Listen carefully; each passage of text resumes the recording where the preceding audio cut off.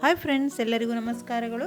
ಇವತ್ತು ನಾನು cotton dosa recipe ಮಾಡ್ತಾ ಇದ್ದೇನೆ. ತುಂಬನೇ ಸಾಫ್ಟ್ ಆದ ಸ್ಪಾಂಜಿಯಾದ ದೋಸೆ ಮತ್ತು ಅದಕ್ಕೆ ಟೊಮೆಟೊ ಚಟ್ನಿಯನ್ನು ಸಹ ಮಾಡ್ತಾ ಇದ್ದೇನೆ. ಬನ್ನಿ ಫ್ರೆಂಡ್ಸ್, ಈ ರೆಸಿಪಿಯನ್ನು ಶುರು ಮಾಡುವ. ನಾನಿಲ್ಲಿ 2 ಲೋಟದಷ್ಟು ಇಡ್ಲಿ ಅಕ್ಕಿಯನ್ನು ತಗೊಂಡಿದ್ದೇನೆ. ಅದಕ್ಕೀಗ 1 ಸ್ಪೂನ್ನಷ್ಟು ನಾನು ಮೆಂತ್ಯ ಕಾಳನ್ನು ಹಾಕ್ತಾ ಇದ್ದೇನೆ. ಈಗ ಇದನ್ನು ನಾನು ನೀರಿನಲ್ಲಿ ಚೆನ್ನಾಗಿ ತೊಳೆದು ಒಂದು 4 ರಿಂದ 5 ಗಂಟೆಯಷ್ಟು ಕಾಲ ನೆನೆಯಲಿಕ್ಕೆ ಬಿಡುವ. ಈಗ ನೆನೆದಿದೆ ಫ್ರೆಂಡ್ಸ್. ನಾನೀಗ ಇನ್ನೊಂದು 2 ಸಲ ತೊಳೆದು ಅದನ್ನೀಗ ಮಿಕ್ಸಿ ಜಾರಿಗೆ ಹಾಕ್ತಾ ಇದ್ದೇನೆ. ಅಕ್ಕಿಯನ್ನು ಮಿಕ್ಸಿ ಜಾರಿಗೆ ಹಾಕ್ತಾ ಇದ್ದೇನೆ. ಈಗ ನಾನು ಸ್ವಲ್ಪ ನೀರನ್ನು ಹಾಕಿ ಇದನ್ನು ನೈಸಾಗಿ ಗ್ರೈಂಡ್ ಮಾಡ್ತಾ ಇದ್ದೇನೆ. ಈಗ ಗ್ರೈಂಡ್ ಆಯಿತು ಫ್ರೆಂಡ್ಸ್. ಈಗ ನಾನು ಇನ್ನೊಂದು ಪಾತ್ರೆಗೆ ಇದನ್ನು ಹಾಕ್ತಾ ಇದ್ದೇನೆ.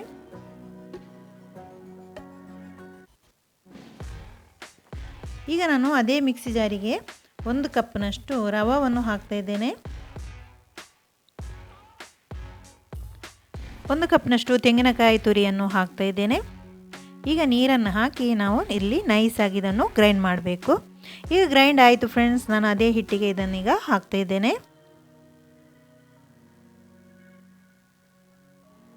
ಸ್ವಲ್ಪ ನೀರು ಹಾಕಿ ನಾವೀಗ ಇದನ್ನು ಮಿಕ್ಸ್ ಮಾಡಬೇಕು.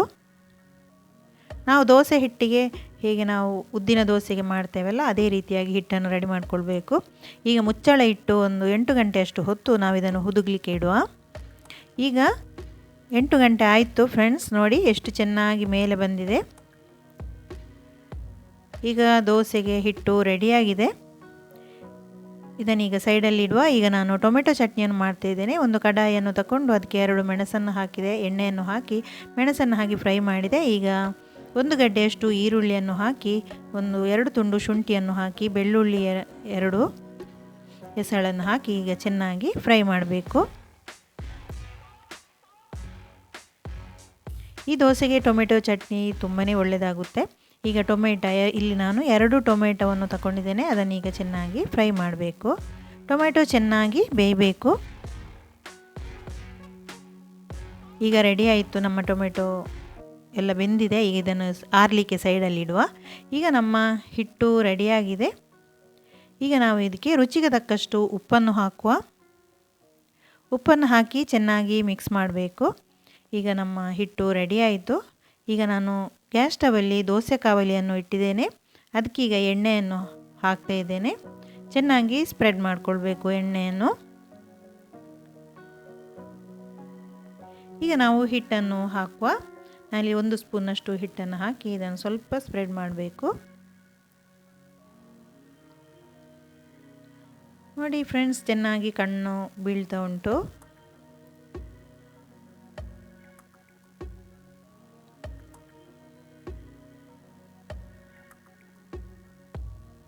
ತುಂಬಾ ಚೆನ್ನಾಗಿ ಬಂದಿದೆ ದೋಸೆ. ಈಗ ನಾವು ಇದಕ್ಕೆ ಮುಚ್ಚಳವನ್ನು ಇಟ್ಟು ಒಂದು ನಿಮಿಷದಷ್ಟು ಹೊತ್ತು ನಾವಿದನ್ನು ಬೇಯಲಿಕ್ಕೆ ಇಡುವ.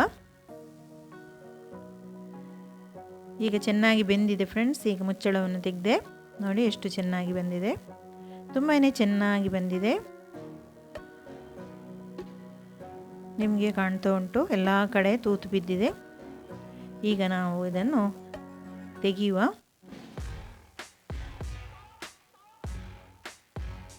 ನಮ್ಮ ದೋಸೆ ಈಗ ರೆಡಿಯಾಯಿತು. ಕಾಟನ್ ದೋಸೆ, ಹತ್ತಿಯಂತೆ ಮೃದುವಾದ ದೋಸೆ ರೆಡಿಯಾಯಿತು ಫ್ರೆಂಡ್ಸ್. ನಾನೀಗ ಎಲ್ಲ ದೋಸೆಯನ್ನು ಸಹ ಮಾಡ್ತಾ ಇದ್ದೇನೆ.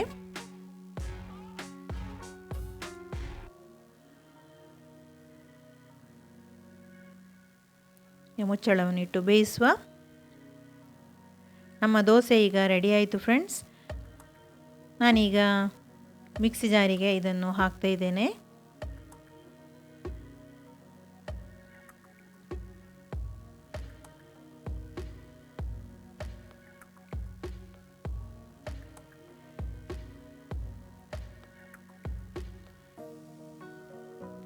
ಈಗ ನಾನು ಹುಳಿಯನ್ನು ಹಾಕ್ತಾ ಇದ್ದೇನೆ. ಸ್ವಲ್ಪ ರುಚಿಗೆ ತಕ್ಕಷ್ಟು ಉಪ್ಪನ್ನು ಹಾಕ್ತಾ ಇದ್ದೇನೆ. ಸ್ವಲ್ಪ ನೀರನ್ನು ಹಾಕಿ ನಾವಿಲ್ಲಿ ನೈಸಾಗಿ ಗ್ರೈಂಡ್ ಮಾಡಬೇಕು. ನಮ್ಮ ಟೊಮೆಟೊ ಚಟ್ನಿ ಈಗ ರೆಡಿ ಆಯಿತು. ನೈಸಾಗಿ ಗ್ರೈಂಡ್ ಆಗಿದೆ. ನಾನೀಗ ಇನ್ನೊಂದು ಪಾತ್ರೆಗೆ ಇದನ್ನು ಹಾಕ್ತಾ ಇದ್ದೇನೆ. ತುಂಬಾ ಟೇಸ್ಟಿ ಆಗುತ್ತೆ ಫ್ರೆಂಡ್ಸ್. ನಿಮಗೆ ಖಾರ ಕಮ್ಮಿ ಬೇಕಾದರೆ ಕಮ್ಮಿ ಮೆಣಸನ್ನು ಹಾಕಿ. ಈಗ ಸ್ವಲ್ಪ ನೀರನ್ನು ಹಾಕಿ ಇದನ್ನು ರೆಡಿ ಮಾಡಿಕೊಳ್ಳುವ.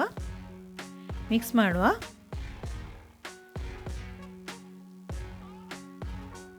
ಮಿಕ್ಸ್ ಮಾಡಿ ಇದಕ್ಕೆ ಒಗ್ಗರಣೆಯನ್ನು ಹಾಕುವ.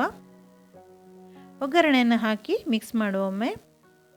ನಮ್ಮ ಟೊಮೆಟೊ ಚಟ್ನಿ ಈಗ ರೆಡಿ ಆಯಿತು ಫ್ರೆಂಡ್ಸ್. ತುಂಬಾ ಟೇಸ್ಟಿ ಆಗುತ್ತೆ. ಹತ್ತಿಯಂತೆ ಮೃದುವಾದ ಕಾಟನ್ ದೋಸೆ ಸಹ ರೆಡಿಯಾಗಿದೆ ಫ್ರೆಂಡ್ಸ್. ಈಗ ನಾವು ಇದನ್ನು ಸರ್ವ್ ಮಾಡುವ. ಟೊಮೆಟೊ ಚಟ್ನಿ ಸಹ ರೆಡಿಯಾಗಿದೆ ಫ್ರೆಂಡ್ಸ್. ಇವತ್ತು ನಾನು ಮಾಡಿದಂಥ ಈ ರೆಸಿಪಿ ನಿಮಗೆ ಇಷ್ಟವಾದರೆ ಪ್ಲೀಸ್ ಲೈಕ್ ಮಾಡಿ ಮತ್ತು ಫ್ಯಾಮಿಲಿ ಫ್ರೆಂಡ್ಸ್ ಜೊತೆ ನನ್ನ ಈ ವಿಡಿಯೋನು ಶೇರ್ ಮಾಡಿ. Thank you for watching.